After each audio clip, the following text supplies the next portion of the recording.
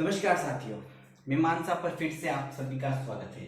चलिए आज हम बात करने वाले हैं हमारे क्लास 10th हिंदी के एक और टॉपिक जिसका नाम है नागार्जुन। कवि का नाम है नागार्जुन और जिनकी दो कविताएं हमारे पाठ्यक्रम में दी गई है। एक का नाम है दंतुलित मुस्कान और दूसरी का नाम है फसल। तो सबसे पहले बात करते हैं कि इन कविताओं में क्या है। दंतुलित मुस्कान नामक कविता में कवि स्वयं को एक राही कहता है। कवि नागार्जुन वर्ष भर में कहीं ना कहीं भ्रमण करते रहते हैं। इस कारण से वह एक घुमंतु प्रकार के व्यक्ति हैं। जब वो काफी समय के बाद घर पर आते हैं तब उनका 6 से 8 माह तक के का जो शिशु है वो उन्हें पहचान नहीं पाता है, क्योंकि कवि जो है वह घुमंतु प्रवृत्ति होने के कारण घुमक्कड़ी जीवन व्यतीत करता है। जब वह बच्चा कवि को पहचान नहीं पाता है तब उसकी माँ यानी कवि की पत्नी एक माध्यम बनती है जिसके माध्यम से बच्चा उसे देखकर हंसता है। और जब उस दंतुलित मुस्कान यानी छोटे छोटे दांतों वाली जो मुस्कान को देखकर कवि अपनी सारी थकान, सारी परेशानियां, सारी निराशाएं भूल जाता है। उन्हीं अनुभवों को ध्यान में रखते हुए कवि ने इस कविता की रचना की है जिसका नाम है दंतुलित मुस्कान, जिसमें वह अपने स्वयं के 6 से 8 माह के बच्चे के बारे में कविता कहता है, उसकी मुस्कान के बारे में बात करता है। वही कवि अपनी दूसरी कविता फसल में फसल की महिमा का वर्णन करता है कि फसल केवल कुछ लोगों के हाथों की महिमा ही नहीं वरन वह हजारों हाथों की महिमा है। उसमें हवा की थिरकन है, सूर्य की जो उष्णता है वह भरी हुई है और पानी का भी अपना एक अलग उसकी महत्ता है। तो सभी प्राकृतिक गुणों का समावेश करते हुए कवि ने फसल नामक कविता की रचना की है। चलिए इन दोनों कविताओं के मुख्य भाव की तो हमने बात की। अब हम बात करने वाले हैं इनसे बनने वाले सभी प्रश्नों की। एक एक करके हम प्रश्नों को साथ साथ में समझते हुए चलेंगे। चलिए शुरू करते हैं। पहला, झोपड़ी में कमल खिलना। झोपड़ी में कमल खिलना यानी कि कवि कहता है कि वो जो उसका जो जीवन है वह एक झोपड़ी के समान यानी कि गरीबी में बीता। तो झोपड़ी में कमल खिलना मतलब यहाँ पर मतलब ये है कि गरीबी में भी उससे क्या आ रहा है, आनंद की प्राप्ति हो रही है। कवि का यह मानना है कि उसके जीवन में ऐसा कुछ विशेष नहीं रहा, परंतु जैसे ही शिशु का जन्म उसके परिवार में हुआ उसे अधिकाधिक आनंद की प्राप्ति हुई।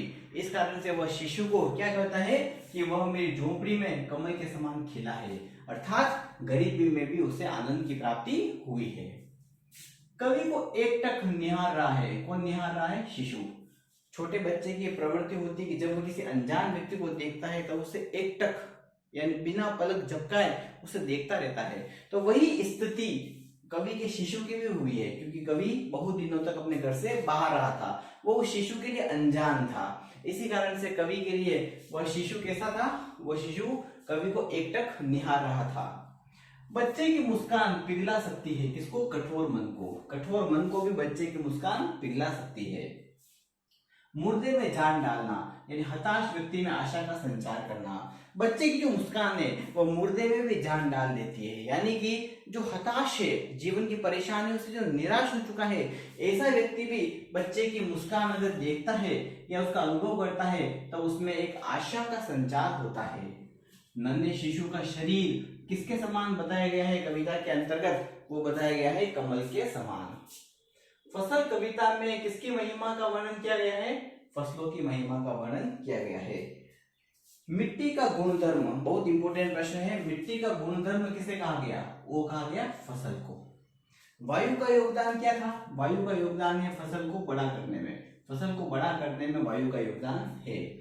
फसलों में मेहनत किसकी छिपी हुई है? वो छिपी हुई है किसानों की। किसानों की हजार हजार हाथों की महिमा नामक पंक्ति के माध्यम से कवि ने इस कविता में किसानों की महत्ता को इंगित किया है। फसलें बदला हुआ रूप है किसका है? सूर्य की किरणों का। देखिए बहुत इंपॉर्टेंट है। मिट्टी का गुणधर्म तो है फसल और फसलों का बदला हुआ रूप है सूर्य की किरणों का, ये ध्यान रखिएगा। फसलों पर अमृत भरा प्रभाव किससे पड़ा? वो पड़ा नदियों से। नदियों का जो प्रभाव है वह क्या हुआ कि फसलों में अमृत का जो तत्व है वह आ गया। शिशु की प्रथम गुरु कौन होती है? बहुत ही इजी प्रश्न है। कविता के अनुसार भी माँ है और हमें सभी को पता है कि वो माँ होती है। कवि ने धन्य माना, किसे माना? शिशु की मां को, क्योंकि उसने उसका प्रथम परिचय कवि से करवाया था। कवि ने स्वयं को क्या कहा? देखिए बहुत इंपॉर्टेंट है, चिर प्रवासी, चिर यानी लंबा, लंबे समय तक प्रवास पर रहने वाला, यानी कि घूमते रहने वाला। शब्द शक्ति बहुत इंपॉर्टेंट है, अभिधा शब्द शक्ति है। अभिधा यानी जो लिखा हुआ है वही अर्थ होना, जो लिखा हुआ है same as it is earth होने पर कौन सी शब्द शक्ति होती है? अभिधा होती है। भाषा कौन सी है? वही संस्कृत निष्ठ हिंदी, खड़ी बोली, हम कहते हैं ना खड़ी बोली, वही खड़ी बोली है पर संस्कृत निष्ठ है। फसल की पैदावार में जादू किसका है? नदियों का है।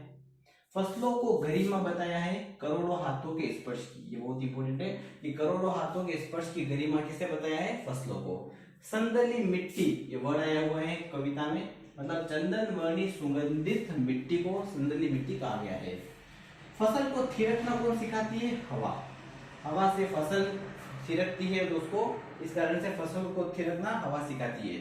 नागार्जुन का वास्तविक नाम क्या है? वैद्यनाथ मिश्र, वैद्यनाथ मिश्र। और यात्री नाम से वो मैथिली में कविताएं करते थे, ये भी ध्यान रखना है आपको। यात्री उनका एक नाम है, जो मैथिली भाषा में लिखते थे ना तब वो यात्री नाम अपना बताते थे, पर उनका वास्तविक नाम था वैद्यनाथ मिश्र और साहित्यिक नाम है नागार्जुन। हिंदी में नागार्जुन के नाम से फेमस है। नागार्जुन कौन से कवि है? प्रगतिशील जनवादी कवि। प्रगतिशील, प्रगतिवादी एक एरा आया था, मतलब कि प्रगति की बात करना, मनुष्य की बात करना, मनुष्य की प्रगति की बात करना, उसमें भी कौन से? जनवादी, यानी जनता की बात। जनता की बात को वो अपनी कविता के माध्यम से समाज के सामने रखते थे, इस कारण से कवि जो है क्या कहलाए? प्रगतिवादी जनवादी कवि। दंतुरित मुस्कान का मतलब क्या है? कवि के शिशु की मुस्कान, जो कितने वर्ष का है? सॉरी कितने माह का है? 6 से 8 माह का है। गुण कौन सा है कविता में? प्रसाद और माधुर्य। प्रसाद यानी एज इट इज बात, और माधुर्य यानी थोड़ी सी मीठी बात। हम कह सकते हैं कि जहां पर अनुस्वार का प्रयोग होता है वहां पे माधुर्य गुण होता है। माधुर्य यानी मिठास। रस कौन सा है? वात्सल्य है, क्योंकि माता पिता का बच्चे के प्रति जो प्रेम होता है उसको वात्सल्य कहते हैं, तो वात्सल्य है। बच्चे का शरीर कैसा हो चुका है? बच्चे का शरीर कैसा है? धूल दूषित, दूषित यानी सतना हुआ, धूल से भरा हुआ। बच्चे के स्पर्श से क्या हुआ? शेफालिका के फूल जड़ने लगे, शेफालिका के फूल जड़ने लगे बच्चे के स्पर्श से। शिशु की मुस्कान कैसी है? मोहक है। घात का मतलब क्या है? यहाँ पे धूल दूषित, घात मतलब घात यानी शरीर के पार्ट, तो हम बात कर सकते हैं अंग। मधुपर यानी क्या होता है? चरणामृत, जो कि दूध, दही और घी, शक्कर इनसे बना होता है, उसको मधुपर कहते हैं। अब चलिए अलंकार की बात करते हैं। कविता में कौन सा अलंकार है? तुम्हारी यह दंतुरित मुस्कान मृतक में भी डाल देगी जान, अतिशयोक्ति अलंकार है, बड़ा चढ़ा कर बात करना।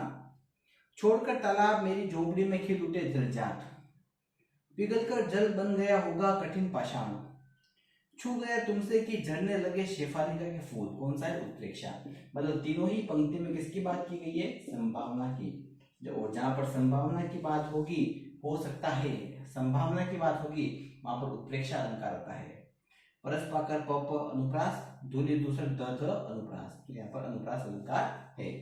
तो यह था आपके सामने संपूर्ण नागार्जुन की दोनों कविताओं का वर्णन।